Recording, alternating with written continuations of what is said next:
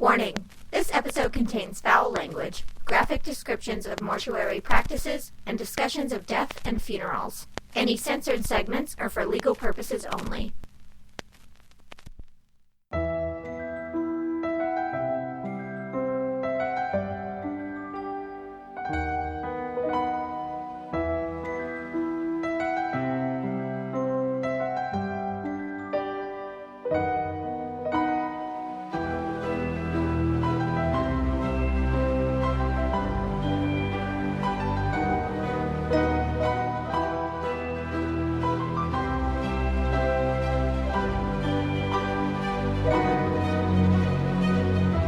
Hi, Weirdos! You are listening to Keep It Weird, the podcast for all things strange and unusual, living and dead, wacky and wild, and everything in between.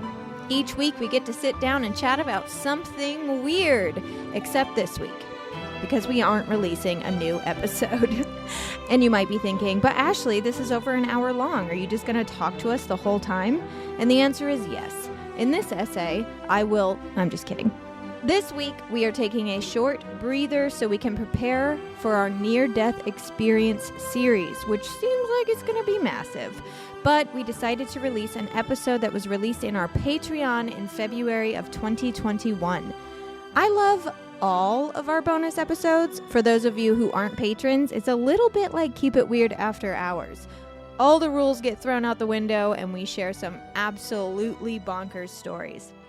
But this particular episode was very special because it was a surprise for me from my very good friend and Patreon co-host, Amy Hanselman. She arranged for my other best friend, Leah Campbell, to call into the show as a guest and answer all of our burning questions about life as a mortician. Leah went to school with us in Southern Illinois, but not in our department. She was in the mortuary science department studying to become a real-life embalmer and funeral director. And at the end of the episode, I get to talk about eels. I hope you enjoy this episode and consider joining our Patreon to get 2, sometimes 3 bonus episodes a month. The way we fund this show is through donations. If every one of our listeners donated as little as $1 a month, we would be able to continue producing the show every single week ad-free. Just head to patreon.com/keepitweirdpodcast to find out how you can help us produce this show and get a ton of perks in return.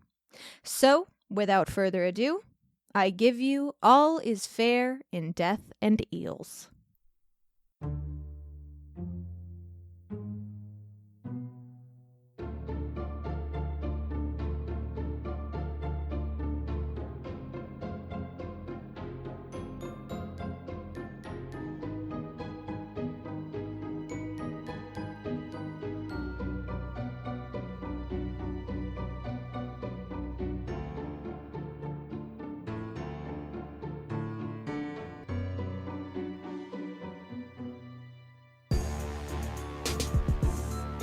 Hi, Weirdos. Welcome to Keep It Beard, your $10 Patreon bonus episode, and it's already February. All I've done in 2021 is have surgery and eat pudding, so it's nice to be talking again to friends. If you are tuning in right now, that means you donate to our show, and you are made up of sugar and spice and everything nice. My name is Ashley, and I'm joined today by your monthly Keep It Beard host and my favorite gal pal, Amy Hanselman. Hi, Beardos. Ashley, can you hold on for 1 second? Yeah.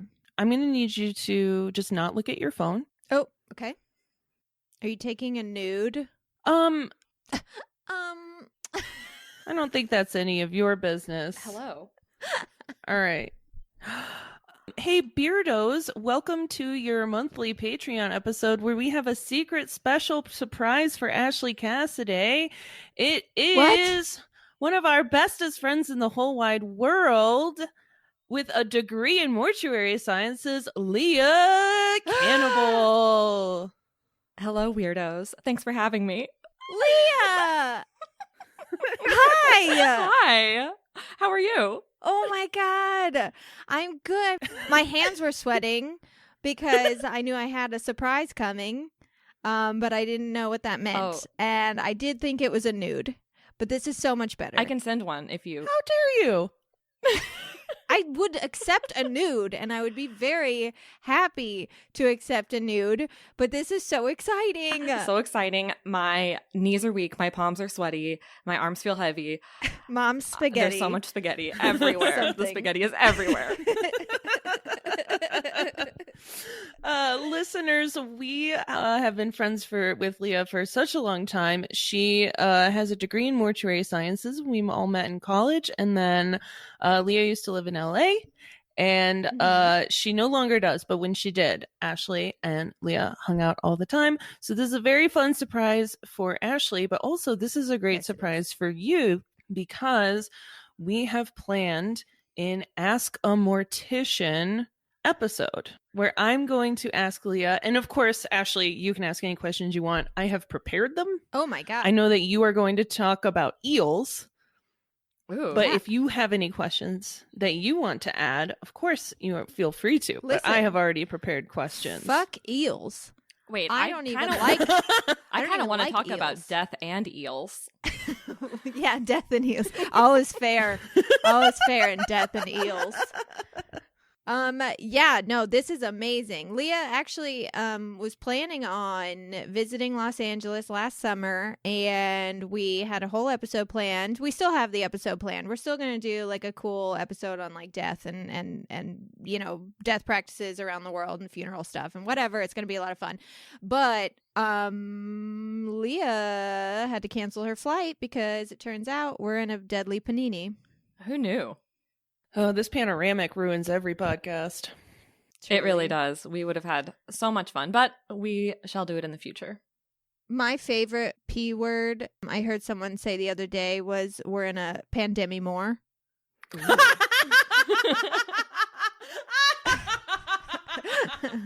Oh, man. That was a good one. I love that. Fucking absolutely. Let's ask a mortician. Yeah, ask me anything. So, well, first I was thinking if you kind of want to like just give like a super quick overview of kind of your career to kind of explain to listeners like whether or not you are still a mortician and what you're doing now. For sure.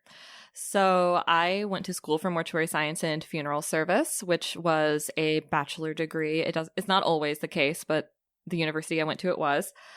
And then there is a internship you have to do after you complete your schooling and to start getting your accreditation. So I did my internship in LA, and I ended up actually working for that mortuary for I think 3 or 4 years afterwards. I'm not currently a practicing mortician anymore, but I wouldn't mind getting back into it at some point and in some capacity. The death care industry is pretty wild. So there's a lot you can do with it. There's a lot that people don't do with it. And I'm sure there are a lot of questions about it. There are lots of questions. I asked a lot of people, including Bumble matches, what they wanted to ask you. The number one question that I got was from Laura Colin. She was Laura LaRue. She was very excited to ask, are dead people filled with tumors during embalming? What? Okay. Now, Laura says that she's heard this multiple times from multiple sources. I could not find a single reference. Laura, send me whatever you found, because I can't find anything. It's definitely not true. And I don't know why. I don't know why it's a rumor. Is it just that people just assume that everyone has so much like cancer that we just don't identify? Do you know what I mean? Like how it's like the reason that we don't give people just like willy-nilly MRIs is because everyone has so much hidden shit in their body that won't actually kill them, but like might cause stress or whatever if they found out about it. Have you heard that before? Yeah. No, I've not heard that before. Basically, we all have cancer. We're all just like a walking tumor. Oh, okay, cool. Well, embalming fluid can give you, as the embalmer, cancer if you're exposed to it too much and without proper protective wear. The cancer rates in embalmers are higher than in just normal, everyday, run-of-the-mill folks. But it does not fill the dead person with tiny tumors, I am sad to say. Well, that makes sense, because honestly, when Laura said that, I was like, I've never heard of that in my entire life. Yeah, I wasn't sure if she was saying like so that makes sense. The process caused tumors, or like I said, like people just in general are filled with tumors all the time. Also, I think she more meant like if you're putting tumors into the dead body. would you... so in the embalming process, some things, organs are taken out or whatever, but you kind of just put a straw in there and suck it all out. No. Well...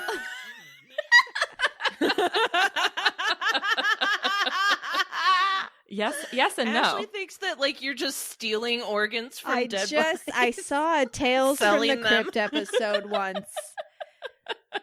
I like it. Do you want me to just kind of give you a little rundown of what embalming looks like on an average case? Yes. Okay, we can put some of these rumors to bed.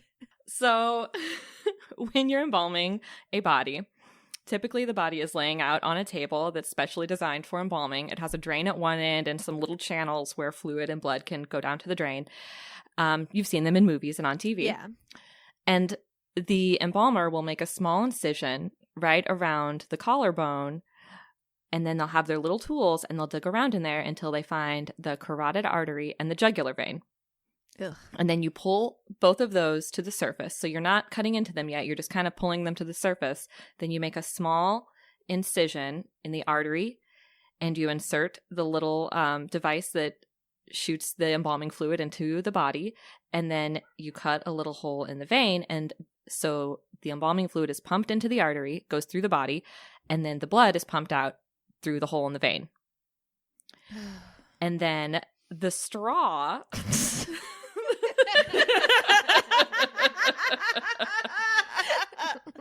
is like what you get from McDonald's. The straw is just like, it's like more like a Capri Sun, really. It's pointy on one end. If it was like the one you get at McDonald's, it's a square and the bottom of it is a spoon. It's a spoon on one end. It's just like a McFlurry spoon. They're actually manufactured by the same company. No. I'm learning so much. Thank you, Leah. You're welcome. So in the body through the arteries up by the shoulder, we probably pump in somewhere between 2 and 3 gallons of fluid. So we're not replacing all of the blood, but we're distributing embalming fluid throughout the body. So it goes through the arteries and then it works its way through all the little capillaries into your skin. You, the dead person in this scenario. And you can kind of see it working because it gives the skin like a little bit of a pinkish, lifelike hue. Now, when we're talking about the straw, that's something different. So that's called a trocar. It is a really long, hollow needle that's pointy on the end, and you stab it into the abdomen. I'm trying to remember exactly where it was. It's been a few years since I've stabbed anyone with a trocar, but you do it near the navel.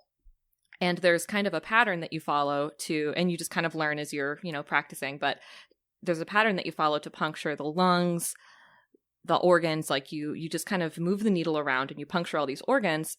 And then through that needle, you inject a stronger embalming fluid that works its way into those organs. But you don't take them out. You don't suck them out. You don't suck them out. Okay. You suck out some fluid, but you don't suck out the organs. Well, Tales from the Crypt lied to me. So if you're doing an autopsy, you take them out and you look at them. So really, though, if say a body did have a bunch of tumors in it, like say, like where my mom's tumor was, like in her arm, you wouldn't even really know as the embalmer.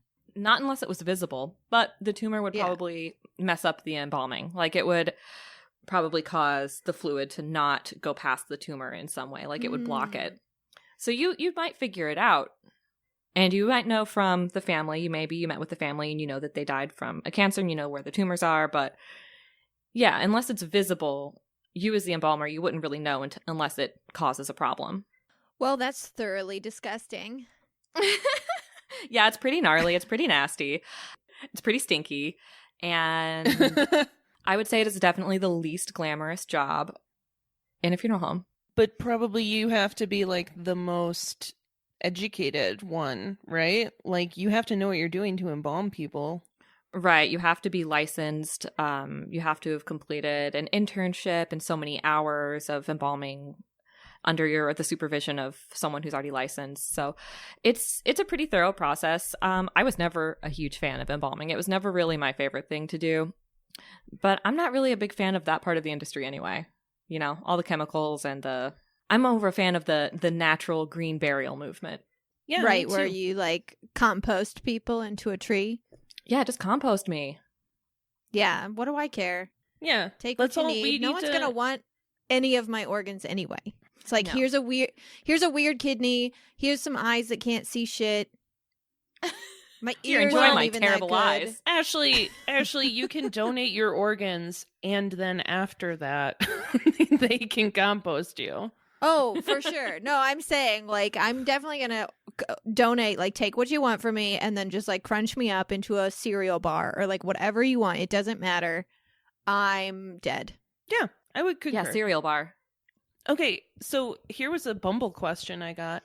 What do you call, like, are they clients? Like, the people that you work with, are they customers? What do you call them?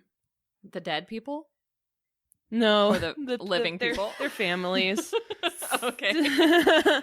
I don't think I ever referred to anyone as a client or a customer. I think that you would typically just refer to them as the family of the deceased. Obviously, they are customers and they are clients, but I just don't think that's verbiage that's really used in the industry.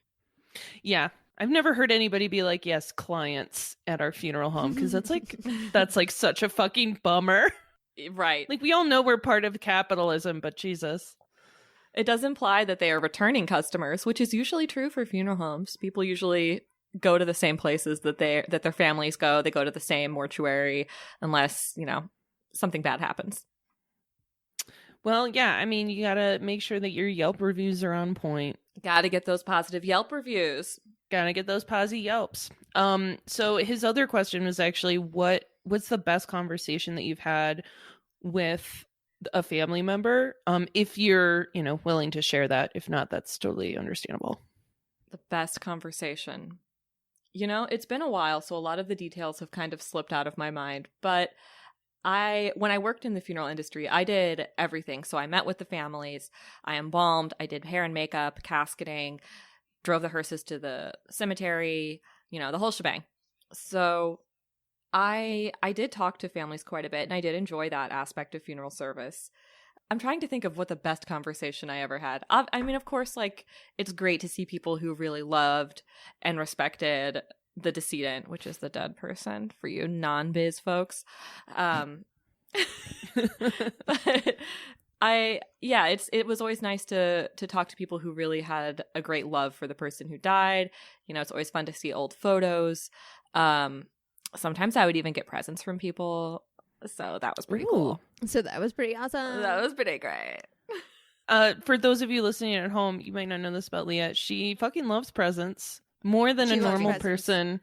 Like, way more than a normal person likes presents. Leah fucking loves presents. Leah actually made me love presents. Ooh, because I'm so good at giving them. Yeah, remember that one time you gave me a scarf and some books, like used books, but the present was so spot on that I thought you were just returning things. Like, I thought that was the joke. I literally opened this gift and was like, oh, ha ha ha ha, like, yeah, okay, thank you for giving. Oh no, I don't have, this is a present. I literally thought she was like, as a joke, happy birthday, here's your stuff back. Wow, that's like, what a such gift. a good present. Yeah, that's a good gift. You're a really good present giver. What present did you get for your funeral, for your client or whatever, for the family of the decedent? What did they give you that was the best present?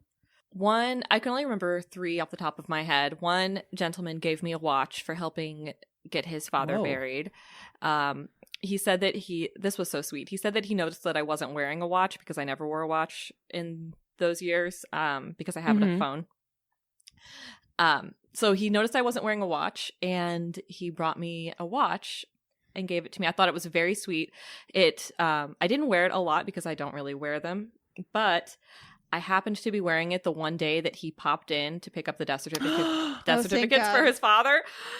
And I have never prayed harder in my life. Like, thank you, whoever is out there who made sure I put on this fucking watch today. Because I got to be so nonchalant and be like, oh, this old thing, yes, I wear it every day.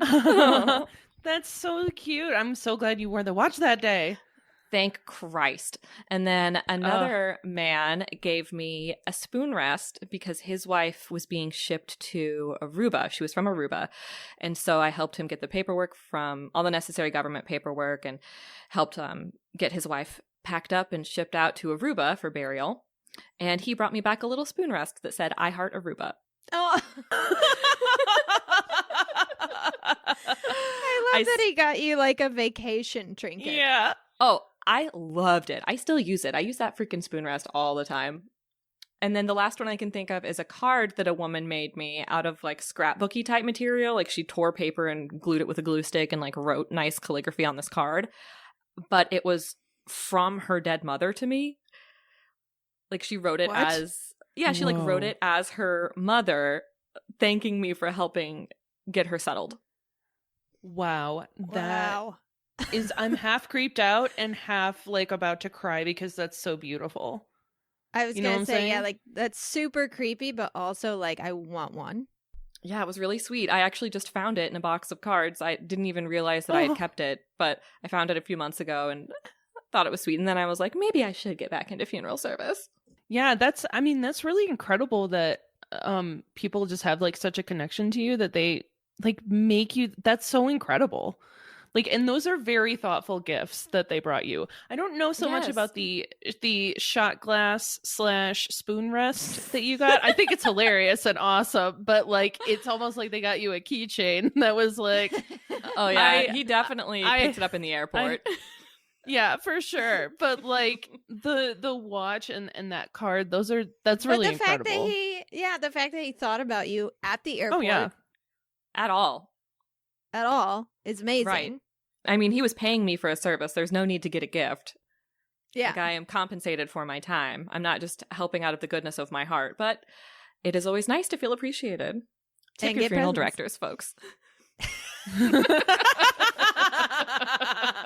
We need to open up a mortuary or funeral home or whatever, and we'll have a tip jar in the front. Totally. Ooh, that would be cute. In the lobby. Yeah. $100 bills only, please. Okay. How many dead bodies do you think you've seen? Oh my God. I have literally no idea. I don't know. Is it more than 500, do you think? I would say maybe 500 is a good guess. Mm-hmm. No, I've definitely seen more than 500. I have no idea. I have no idea how many I've seen.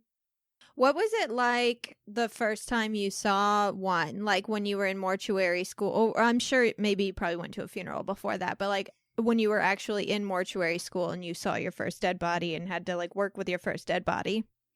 I don't remember it as being any great experience, to be honest. Like, I know that's not really the answer that I think you wanted to hear, but I think I was just kind of excited to get in there and get in the lab and start working. And also the bodies that we had in mortuary school were so old and kind of picked over. That's kind of gross, but so you use the same body for a long time or the same cadaver for a long time in school. Like, it's not like we were just getting fresh bodies in all the time.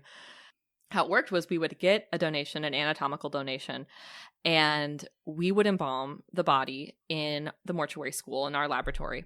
And then we would do pretty much like a heavy duty embalming where we're kind of just pickling the person, because then it's going to be sent over to the medical school and they're going to do their dissections with this body. So it's like practice for us, for practice for them.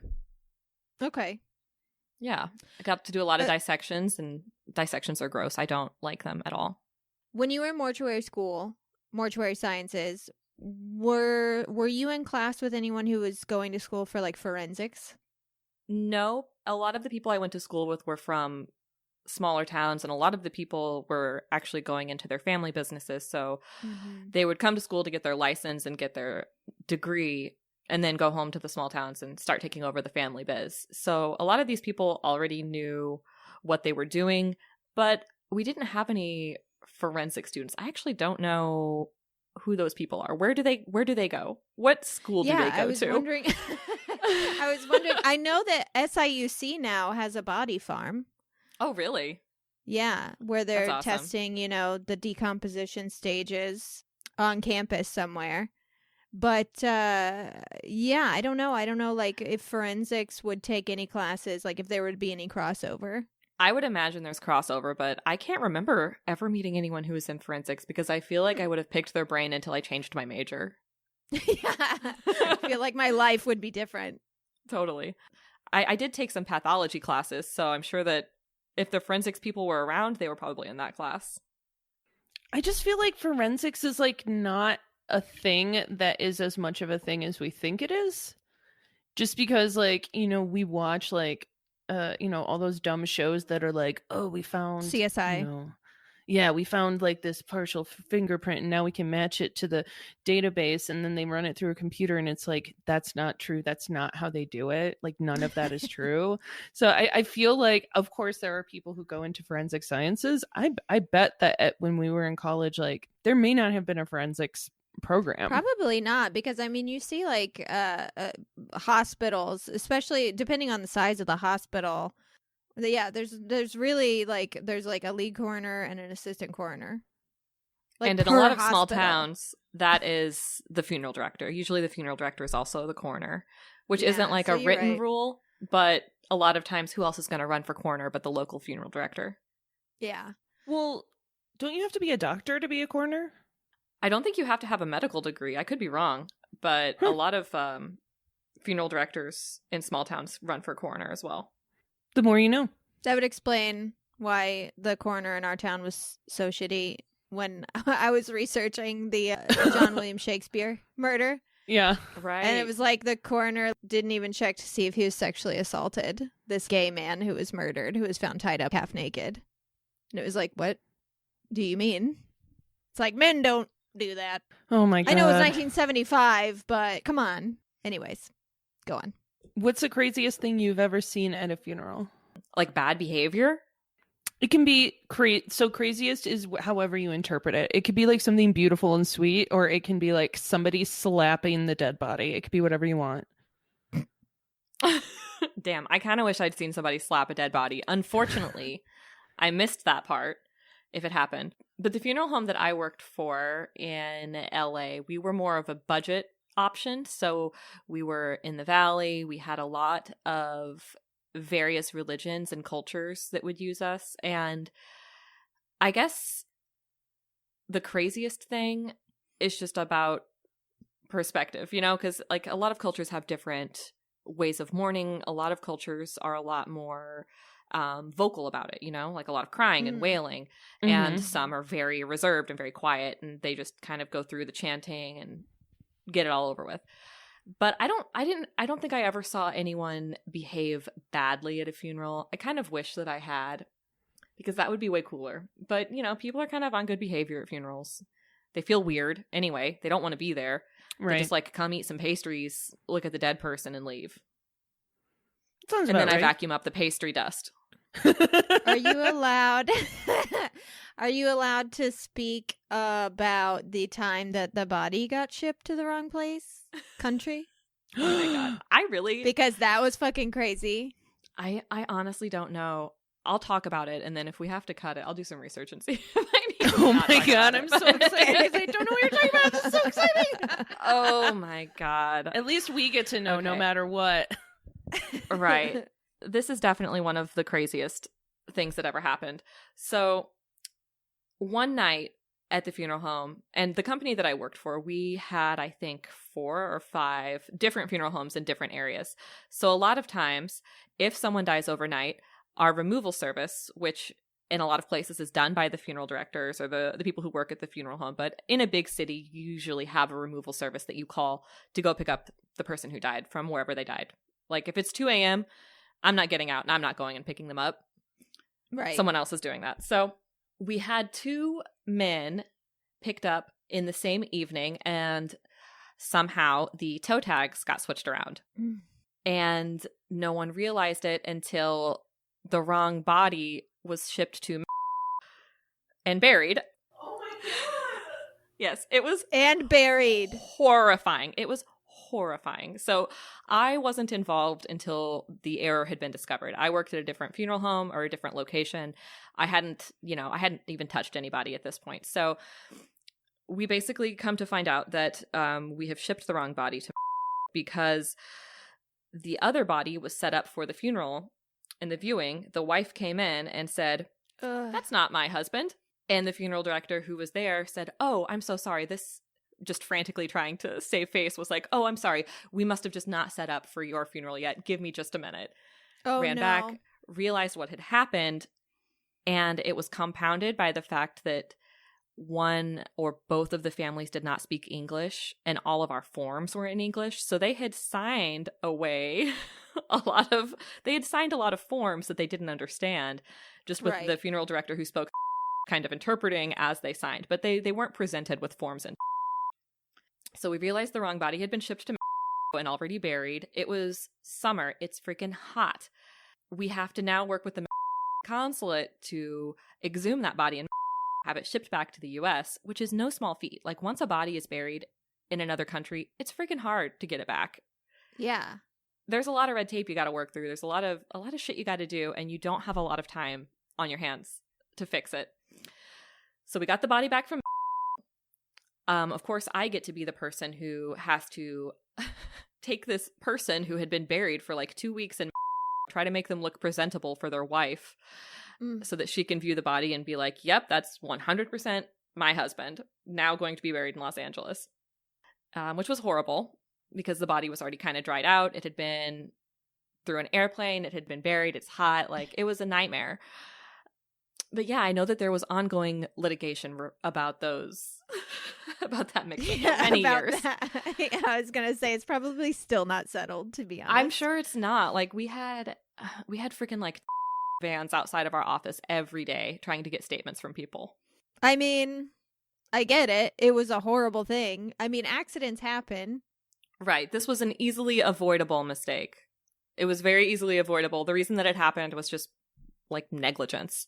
You know, somebody that wasn't paying attention, and everything went wrong. It was truly a horrendous experience for everyone involved. There are some jobs where you can get away with not paying attention for a shift. And then there's that job. You don't pay attention and you send the wrong person where you have to out pay of the country all the time. Yes. Wow. That's one thing that I know we talked about a lot when you were still working towards being a full-time mortician, where it was like the politics involved. Yeah. It's very much a boys' club. A boys' club, and it's just sort of like a family. You know, families just continuously pass it down through generations. So it's like if your father didn't own the funeral home, good luck. Exactly. I kind of got to a point where I felt like I had moved as far up as I possibly could with this particular company. You know, it's not like I was going to get promoted to owner. Right. Or, you know, promoted at all, because it is such a boys' club, too. There's definitely a stigma about female funeral directors just because people think that maybe we can't move the bodies as well, which is, you know, sometimes true. Of course, I don't have the upper body strength that most men have. Mm-hmm. I have to manipulate my environment to get the same job done. It can be harder, but it can be done. So it can be treacherous terrain if you're a woman trying to get ahead. Do emotions come into it at all? Like, are they like women are too emotional to? Probably. I don't know. No one ever said that to my face, but I would think that people probably have that opinion. But I think that women are, especially in the funeral director role, like the counseling, helping prepare the arrangements with the family, I think that women are much better suited. I would rather talk to a woman than a man. Same. Yeah. It's the same with like therapy recently when Kaiser, my healthcare provider, is like, would you prefer a man or a woman? I'm like, woman every time. Like, just mark down woman for everything. Well, yeah, and I was thinking about it when you were like, yeah, this is such a boys' club, which, you know, I remember you talking about and being frustrated by. It kind of reminds me of like women are expected to cook all the meals, but all of the famous chefs are men. And it's like, okay, so women are the ones who are generally responsible for like taking care of people's emotional needs. But when you get that done professionally, the people getting paid to do it are fucking men.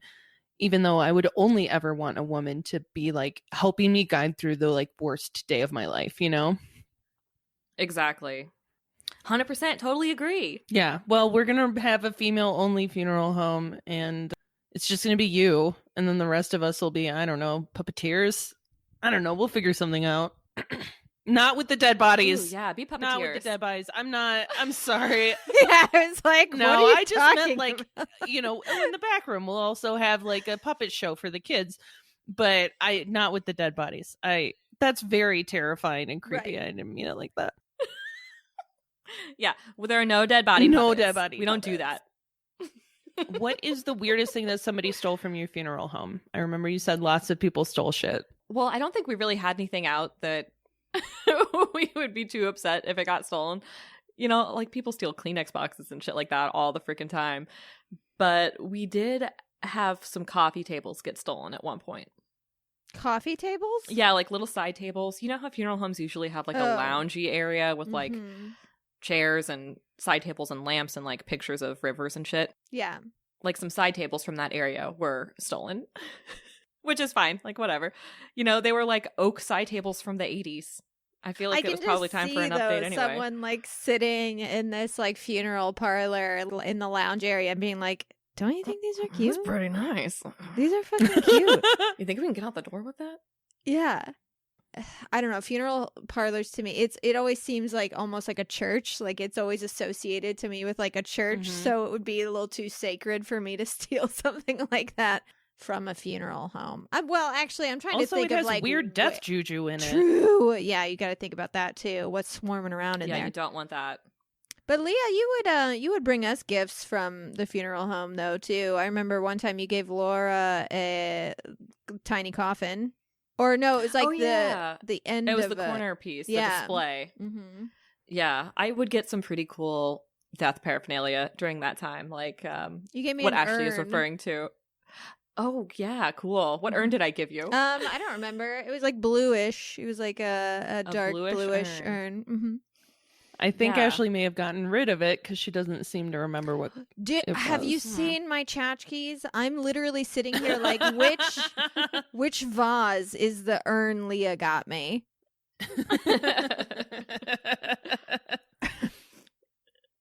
Yeah, I would get cool stuff and flowers. My apartment was full of flowers. I remember you having a lot of flowers. So many freaking lilies. They make us sneeze though.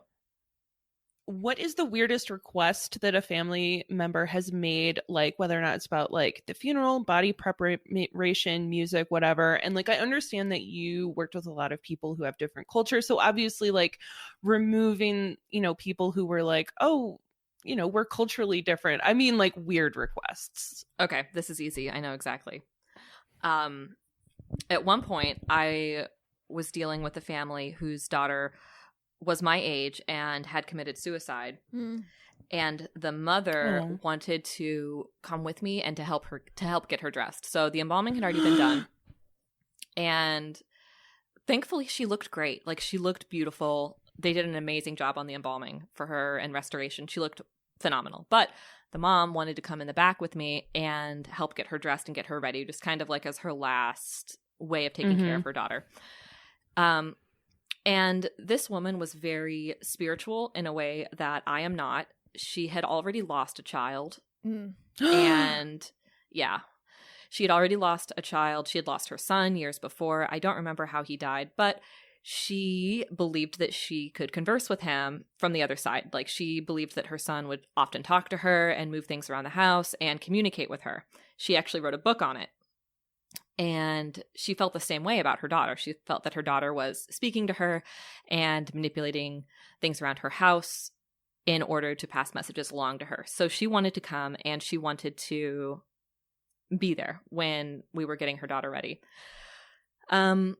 Which definitely makes my work environment a little more stressful. Obviously, I have to really be mindful of her, of what's going on with the mom, what's going on with her feelings, like how can I help without overwhelming her. It's just not something that I typically had to deal with, which I didn't mind. Like I don't mind talking to people. I thought that it was really nice that she wanted to get her daughter ready, and I kind of wish more people would be involved in that way. Like getting a decedent prepared for burial, I think could be a very good method of closure for people. Yeah. For me, my mom always said, when there is an open casket, funeral or whatever, she always touches the body. So now I always touch the body because that was her way. Because, you can look at something, but you could still be like, that's not real. Your brain can, protect you from it and be like, yeah, but it's not really happening. She's like, so if you actually touch the body and, no. And so now that's what I do at funerals. And it does, it's harder than just looking at the body for sure, but it does help.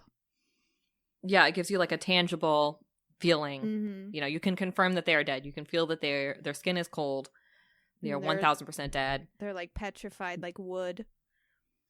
They're not sleeping. Okay, well, I have to tell you guys a story about my mother, who, opposite of Ashley's mom, when her dad passed away, open casket, and they had a viewing before the funeral.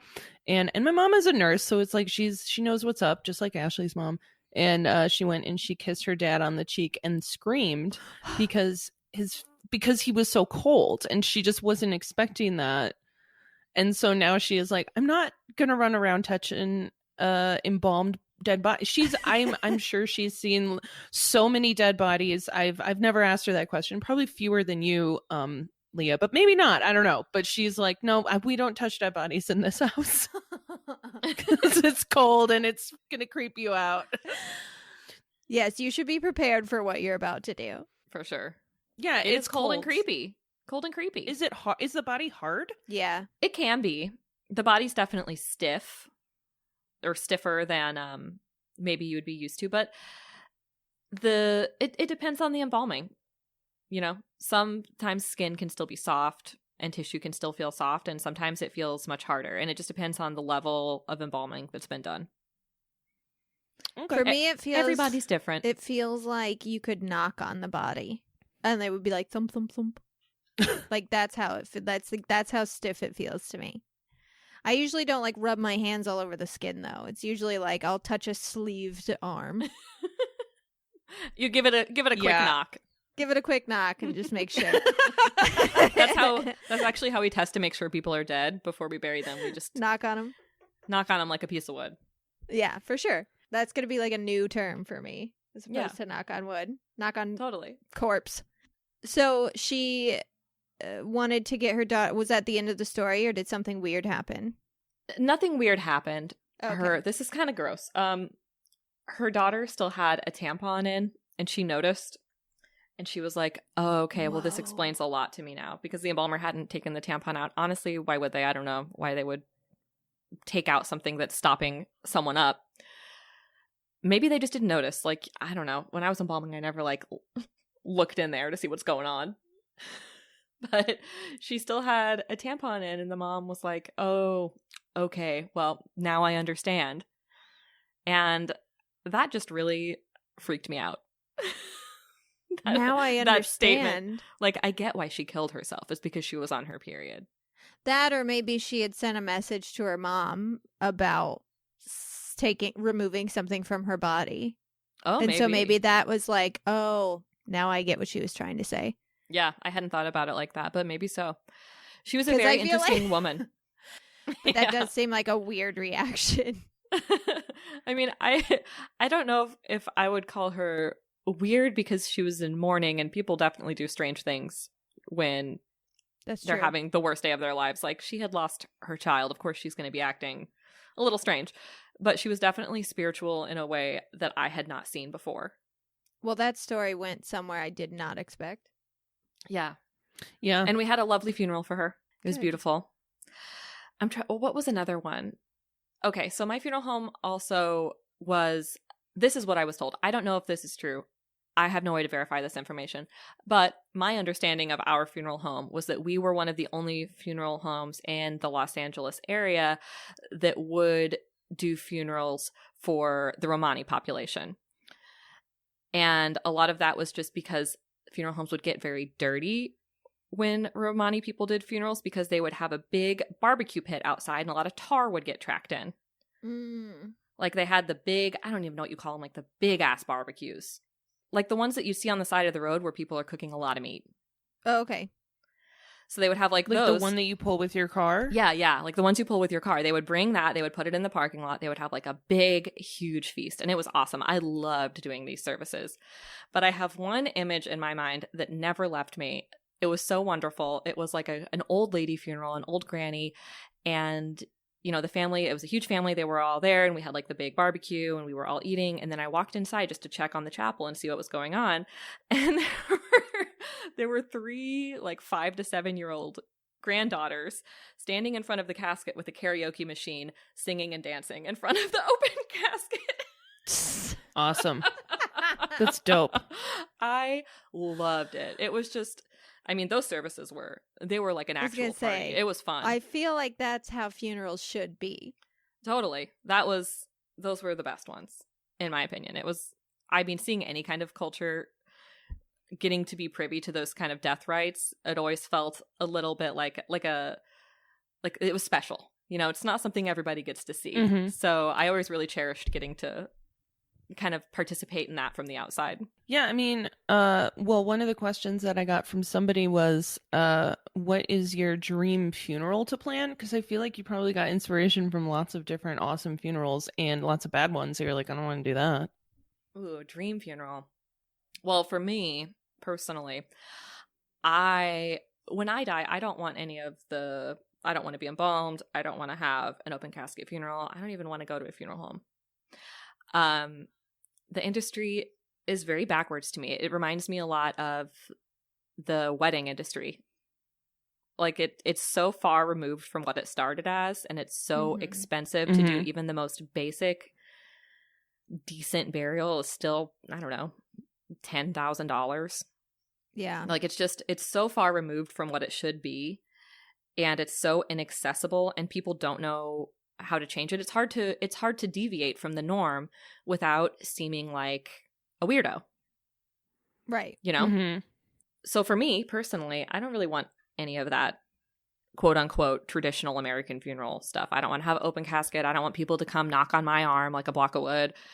I don't want anyone to kiss my chin. How am I going to get closure over your death if I can't knock on your body? I don't want anyone to kiss me and scream. Okay, well, if you don't want to invite my mom to your funeral, you can just say that. Susan Hanselman is not invited to my funeral. I am so sorry.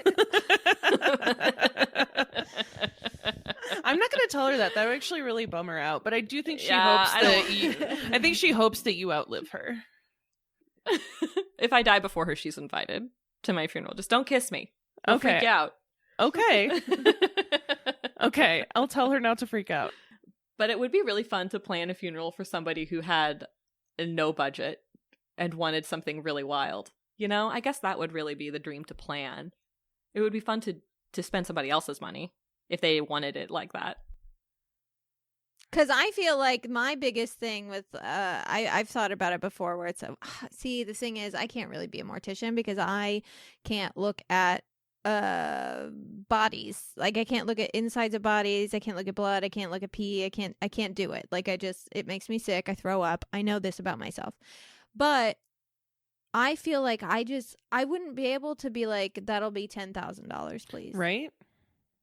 Yeah, it's not good. I don't agree with the industry at all. I think that it's really messed up. I think that our generation, I mean, I hope this is kind of my dream for the funeral industry. I think that with our generation and the coming generations, people will start to question the funeral industry as we know it, because that's kind of what our generation and the next generations do.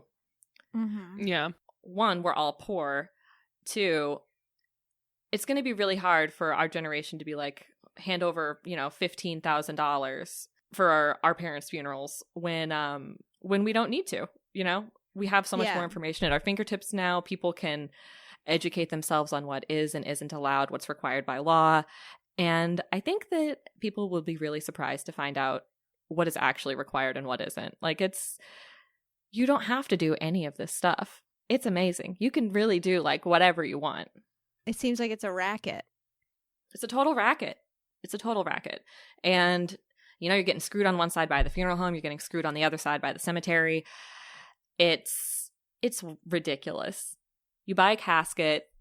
I'm trying to think. This was years ago, so I'm sure that prices have gone up. But at the time, the cheapest casket you could buy was a cardboard box, which was only used for cremations, but it cost $100. So if you want to be cremated, you have to pay $100 for the cardboard box. And you have to buy it. It doesn't make any sense because it's like I could just go to Lowe's. Yeah, you could get a refrigerator box. Pick up a box for free and bring that in and be like, use this. No, you have to pay $100 for this specific cardboard box. It has a wreath drawn on it, so for sure it's legit. And then the step up from that, if you want to be cremated inside a casket, or if you want to be buried in the lowest of the low caskets, like the most pauper's grave, is a velvet covered composite board box that costs $500 and is as rickety as an IKEA bookshelf. Wow. It's velvet. Like, why those is are there your velvet options. on it? It's like an embossed I don't know, because it looks better than composite wood. Cardboard box. Yeah. I don't know, man. I feel like I might think it's a little bit fancier if they just like spray painted the box gold. Honestly, yeah. They were trash. Like, they're not nice. They're $500, but a lot of people, if you don't want to spend money on the funeral, that's what you get. You get a $500 shitty box. And then from there, you want a nice casket, that's going to be $5,000 or $6,000. You want a really nice casket, that's going to be like $8,000 or $9,000 for the box that you're going to be buried in the ground in. And then when you get to the cemetery, you have to pay for the vault, which is usually a concrete grave liner that goes over the casket. And a lot of times those are shaped what they're called bell shaped, so they're open on the bottom. And it's just a shell that you lower from the top on top of the casket once it's in the ground, which keeps the ground from settling in on the casket and prevents the cemetery from having a lot of ditches and holes over the graves. But they require you to buy them, and they are, I don't know, $1,500 to $3,000. Oh my God. And that's not even the cost of opening the grave and closing the grave. So that's literally just the concrete grave liner. Then you have to pay to have the grave dug. You have to pay to have the grave closed. You have to pay for the land itself. You have to pay for the marker of whatever you have to pay kind. for the marker. Whether it's Right. a headstone or a plaque or whatever. The only advice I can give is if you plan on dying, join the military and get an honorable discharge, and they'll pay for it. If you plan That's on it. dying, if you listeners out there, if any of you are mortal, Leah's got some ideas for you. I've got some hot tips for you. A lot of people use their life insurance payout. Yes. Which, like, fuck to pay that for the though. funeral expenses. I know. Like, if my mom dies and I get a life insurance payout, I'm not going to spend $15,000 on her fucking funeral. Yeah, and you're also not going to have that $15,000 when you have to pay the funeral bill. Yeah. I actually, I told you guys that my parents already have their graves, and everything's paid for. Like, if they both died, God forbid, knock on corpse, if they both died, my sister and I wouldn't have to do anything. Everything is paid for. It's all taken care of. The arrangements have been made. Like, we don't have to plan a thing, which is like, thank you so much. That's like the greatest gift you've ever given me. Totally. But their graves already exist. Like, their headstones already exist. And my mom sent me a photo of them one day. I was like sitting at work at my desk, and she was like, we're all set. And it was like, Jesus Christ. This is the most morbid photo you could ever send your child. Is the gravestone already in the cemetery? Yeah. Just with your parents' names on it? Yeah. And their dates of birth? Yep. Oh my God. It Hilarious. says loving father. That's so creepy. That really feels like tempting fate. But it's nice. But it's nice that you and Jamie don't have to deal with that. I mean, my parents are planners for sure. I told my mom, I was like, that's the most morbid shit you've ever done in our life, and you've done a lot of morbid shit. And she was like, I know, I'm sorry. She just doesn't think, she's been a nurse for so long, she doesn't think about it really. But I was like, what you should have done, because it's in the same cemetery, I believe, as my grandparents are buried in, probably very close to their plots. So I was like, you should have just, like, the next time I was home, taken me out to see Grandma and Grandpa. And then rolled me over to your headstones. And it would have been like a real Scrooged moment. Where I'd be like, what's happening? Oh my God. I have a serious question. Ashley, would you have like been like, oh, that's a really great prank. Thank you for playing that on me when we're seeing my dead grandparents' gravestones. Or would you have been totally horrified and really furious with your mother for doing that? Oh my God, I would have laughed so hard. It was so, I already laughed, I laughed hard enough that she just sent me this photo of her own grave being like, hey, here, babe. Happy Tuesday. No, that would have been fucking hilarious. I mean, I would have been horrified at first. Oh, yeah. But then it would have been the greatest thing that she's ever done. It's the That's greatest amazing. thing she's never done. I guess if you want to make sure you get it, if you want to make sure that your funeral is exactly the way you want it to be, your parents have it figured out. The only way to do something right is to do it yourself. Do it yourself. And my parents are very much so like, we don't want a funeral. Sorry. Like, we don't want a reception. We don't want anything. There's not going to be. So I'm not even going to get to knock on them. Wow. What a bummer. Well, you can, if you want, and I'm a very firm believer in like, if you want to like throw a party where people can come and like sob uncontrollably, like your parents aren't going to find out. Like, what are they going to do? Haunt her. Ground you? Haunt. I'm going to get. They're not going to haunt you. No, my mom has said, she's like, all I want, like, if you do want to have something, then go to a bar and open a tab. That's a Sure. great idea. Okay, there we Buy go. people beer and, like, talk about, your favorite things. That's perfect. Even better, do it in the cemetery. Bring a keg. Even better. Yeah, and just like have a party at the gravestone, and then if they're like, "Hey, this is really inappropriate," you're like, "Well, we bought the vault so that the ground doesn't cave in, so I don't know why you're so worried about everything all the time." We took our shoes off. Yeah, I mean, honestly, if I wanted to have a party on my mom's gravestone and the I don't know, cemetery was like, you can't do that, I'd be like, do you know how much fucking money you gouged out of my mother so that she could put her fucking body into the ground where we could have just thrown it in a hole somewhere? Like, we didn't need to do all of this. So you gouged me. Eat a bag of dicks. This is my gravestone. I don't care that this is private property. This belongs to Susan Hanselman, even though my mother does not. She's not doing that. She wants to be cremated. But I think I'm going to try and convince her to do a green burial instead, because I feel like cremation is like worse for the environment, correct? For sure, for sure. Green burial is the only way to go if you want to have the lowest impact. LA had to lower their air quality. Yeah, the air quality Yeah. control rates when COVID hit because we were cremating so many bodies. I saw that. And that was fairly recently, too. It wasn't that long Yeah. ago, like within the It past was couple this months. year, I think. Yeah, it was like November, I think. Yeah, it was. What it is was. time?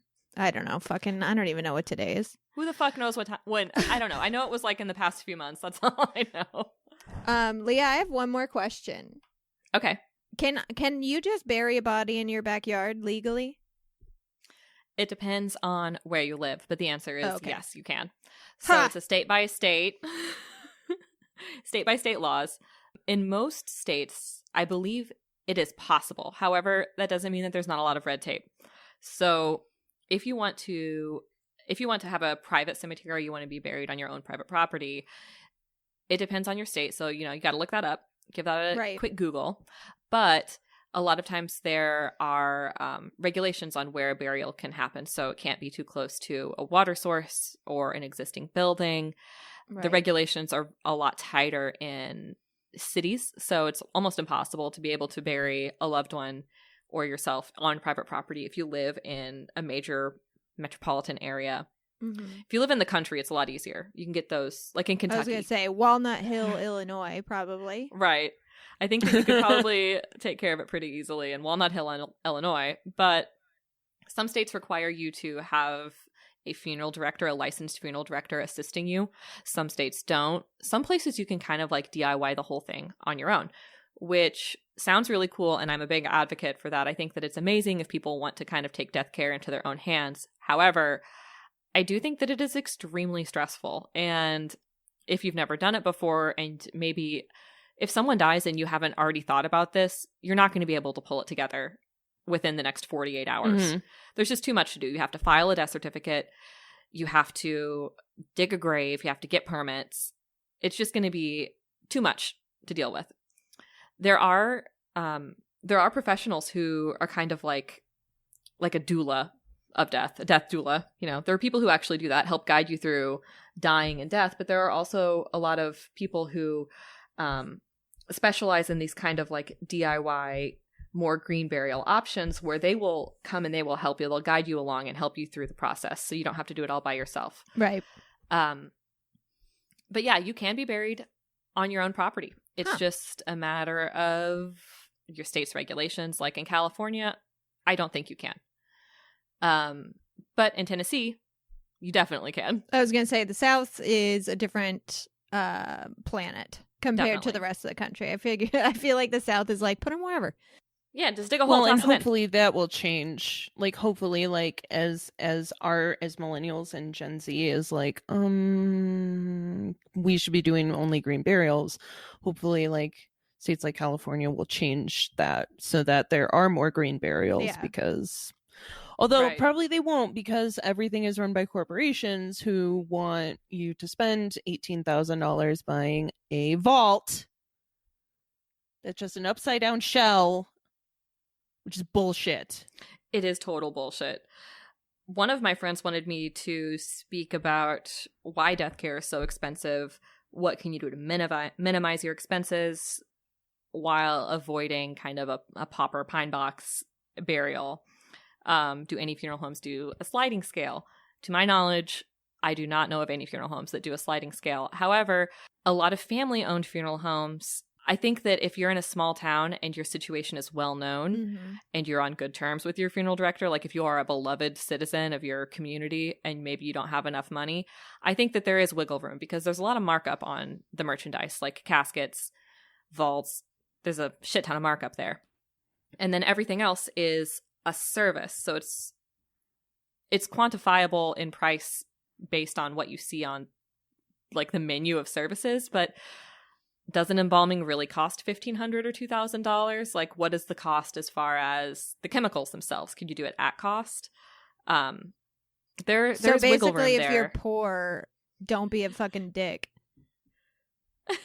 Yeah, if you're poor, you got to be nice if you want to be nice. buried.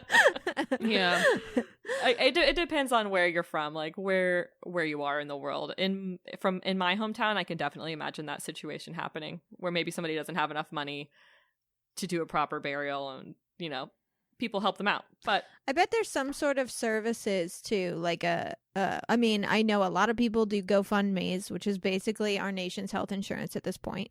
Yes. When people die, they'll set up a GoFundMe and take donations. But I wonder if there are sort of services like that. But then again, like those services is like you still have to pay them. You got to hire. Right. And the reason it's so expensive is just because it can be. Right.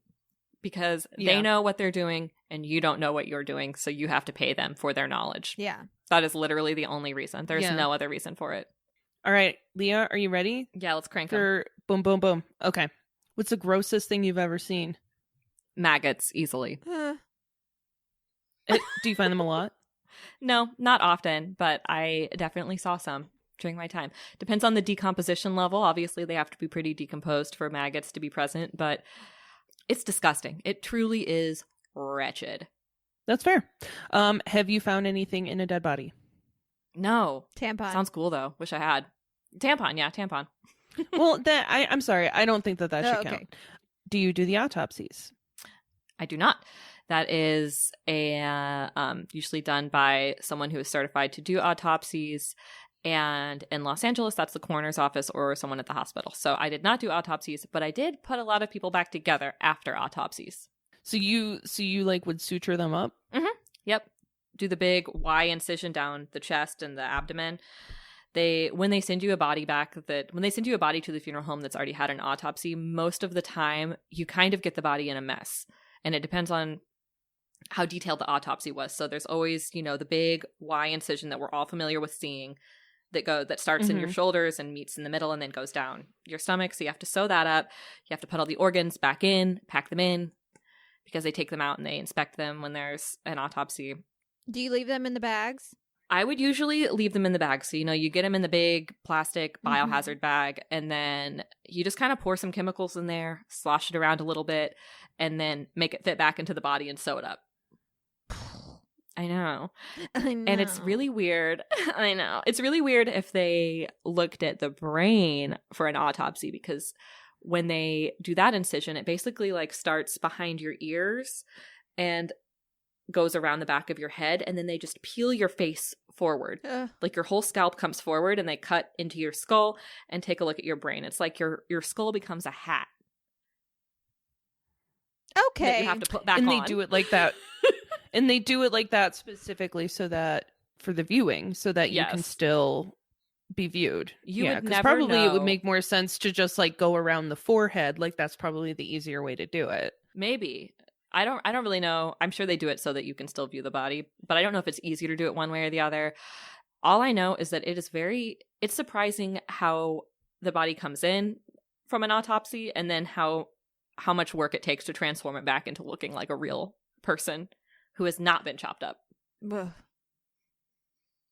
Well, and it just sounds rude that they don't even stitch well, I guess if the organs are separate, why don't they put the organ, whatever, it doesn't matter. So isn't it hard like being around death all the time? It was something that I was prepared for. Obviously, I knew what I was getting into. I think that being around a lot of heavy emotion can definitely take its toll. But I'll say I'm not a psycho, but I would say that I had not very many emotions that I took home with me at the end of the day. You know, you really have to separate what you're doing at work and what you're doing at home. Of course, there are exceptions to that. Like anytime that there would be a child who died, that's incredibly hard for everyone. Yeah. Mm-hmm. But being around death all the time, of course, it's sad, but I felt like the work that I was doing was so important, and I truly felt that I was good enough at it that I justified, going through it. Like, it feels good to help people when they're having the worst day of their life. That's true. And it's sort of one of those things where it's like someone has to do it. Someone has to do it. I know what I'm doing. I know how to make it as easy as possible for the family, and I find that super rewarding. Yeah. Have you ever seen or felt a ghost in the funeral home? I never saw a ghost. I've actually never seen a ghost. I'm gonna knock on corpse. But no, I never felt a presence. I never felt weird. Sometimes if I was in the funeral home alone at night and like I have to turn off all the lights and lock up after myself and I'm the last one there, of course I felt creeped out. It's a fucking funeral home. Right. At night, it's dark. Of course It felt creepy. I would like I would flip the switch and run out the door. Oh, of course. Yeah, 100. Yeah. I mean, I have a healthy fear of death. I'm not. But no, I don't think I never saw a ghost. I never felt a presence other than just my own discomfort at being in a funeral home alone at night. Well, until you got those paintings out of your garage and put them in your home. Right, until recently. Until last month. I've never had any issues with ghosts. Phantom Well, Dennis. and when you stayed at one of our friends' old houses was haunted, Stacy's. and Leah was True. feeling shit. I did feel shit. I didn't see anything that wasn't directly in front of my face, but I definitely felt some shit there. Okay, so just But not it kind of makes sense. while working. Right. I think it makes sense, though, because what connection would a dead person have to the funeral home? Yeah. I Their concur. body I is agree. there, but they didn't die there. They probably never went there except for maybe other funerals before they died. Do the bodies ever move on their own? I feel like I've heard people say this a lot, and I feel like I've even heard other morticians talk about it. I never saw a body move on its own. The answer is a no for me, dog. Good. I wanted the answer to be no. I really did. Well, Leah, thank you so much for joining us today. I'm sad I It didn't was get my to pleasure. talk about I had so much eels, fun. but it's fine. Oh, do you want to talk about them real quick? No, do you have it's any eel fine. facts you want to lay on me? Oh, okay. Okay, no, you know what? I am. I'm going to tell you what I was going to tell you about eels because it's not really that much. information. Yeah, tell me. I need to know. And I've been sitting on this for so long. Yes, please.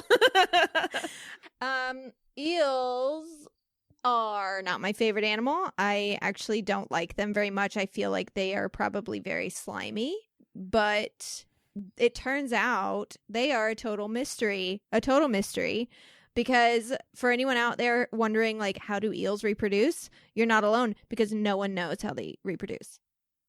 What? No one knows how eels reproduce. Nobody knows how eels fuck. No. How? People have pet eels. No, we've been studying. They don't reproduce in captivity. They will not reproduce in captivity. Now, here's the thing. There are things like electric eels, which is like, we know how they reproduce. Those aren't actually eels. Those are actually knife fish. So there's a lot of fish that look like eels that everyone's like, that's an eel. But an actual eel, like the species of eel, we do not know how they reproduce. And we've been studying them since ancient Greece, and we can't figure it out. And there have been millions of eel dissections to try and find eggs and testicles.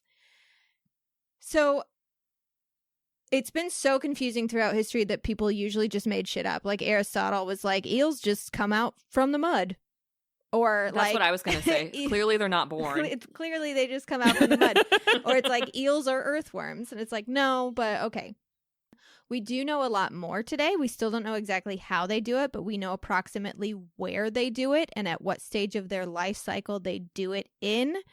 So one of the reasons it's been so confusing is because they have 5 distinct stages to their life cycle, and they're so distinct that they don't even look like the same creature.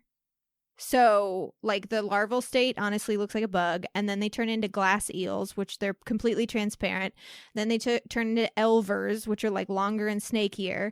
And then they become yellow eels. And then finally, as a full adult, they become silver eels. And they're all the same creature, but it truly doesn't look like the same animal. And it took centuries before people discovered this was one animal and not 5 different animals.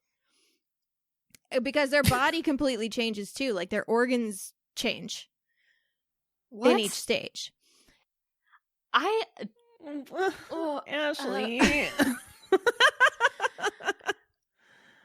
I didn't know anything about eels.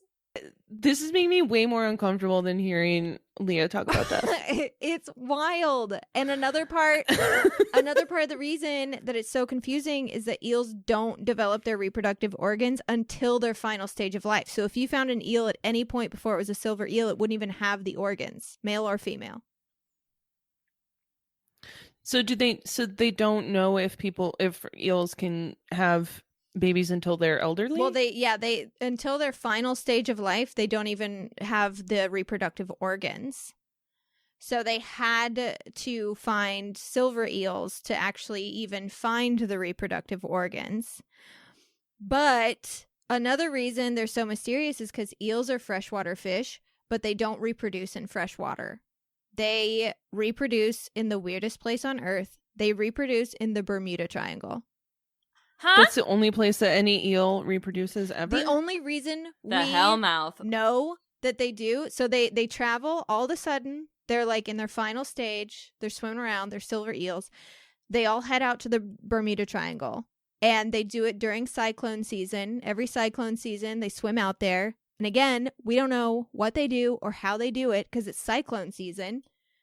But they go out there, and all of a sudden, thousands of tiny little eel larvae drift out of the sea into different continents.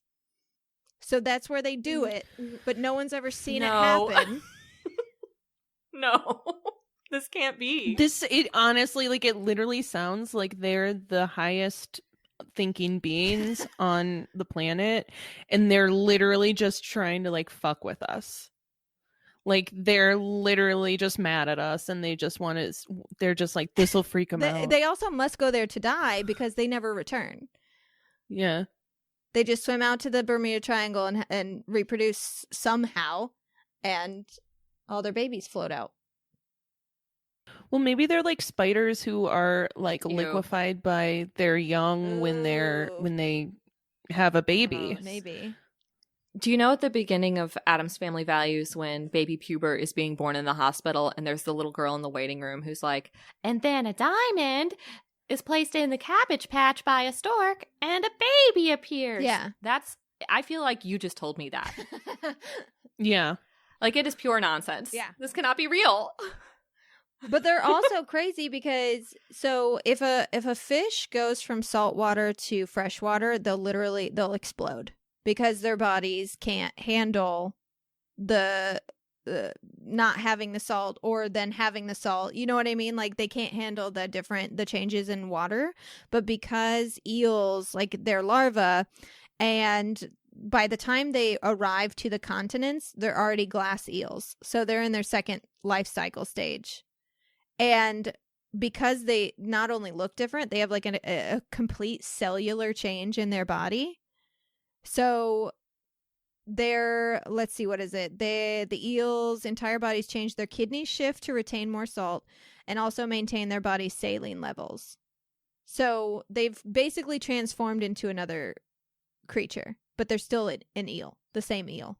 It's insane. Bizarre. Yeah. No one knows.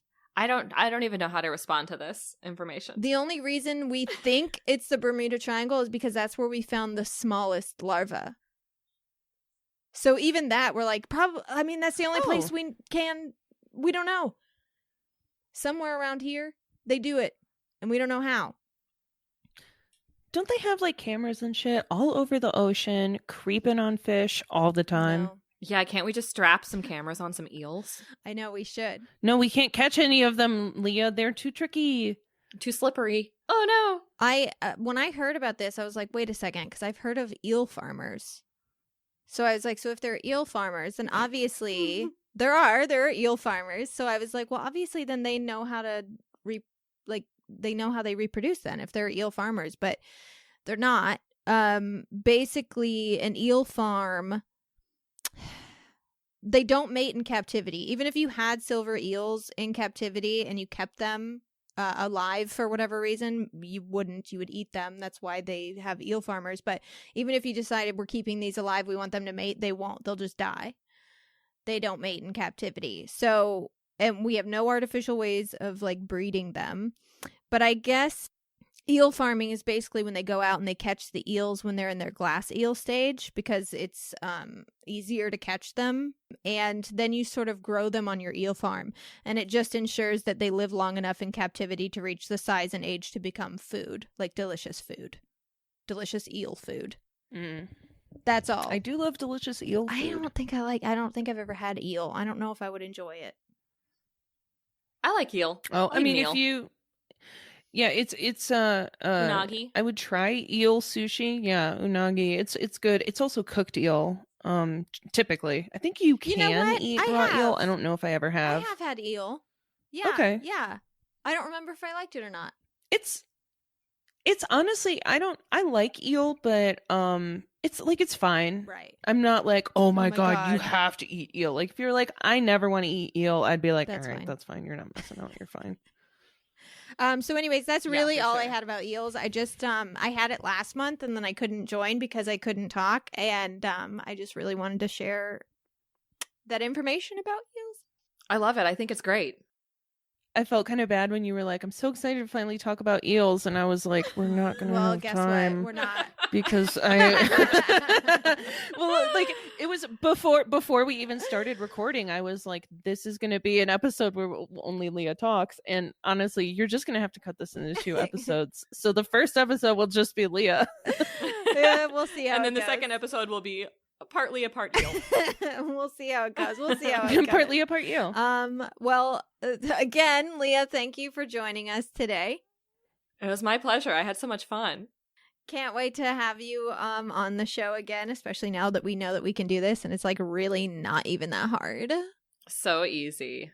Leah, do you have anything you want to plug? Oh, no. I guess no. Okay. No, I don't. I have literally nothing going on. Leah actually wanted to plug the show. There's a new show. It's called, well, it's not really new, but it's called Frasier. I would like to plug the sitcom Frasier. Oh, yeah. Okay. And also, she would like to plug the Real Housewives of Beverly Hills. Yes, I would like to plug Frasier She's- and Real Housewives of Beverly Hills. I'm on season 5 right now, watching it for the first time. What a trip. Amy, do you have a song for us? Oh shit. Okay. Oh, death is very sad, but it makes me glad to know that eels are creepy, 'cause they're delicious and nutritious, and I put them in my tummy after they die. This was an episode of death. Thanks, Leah, so much for coming on our show and telling us about the time the body had the wrong tag toe. We all love when you...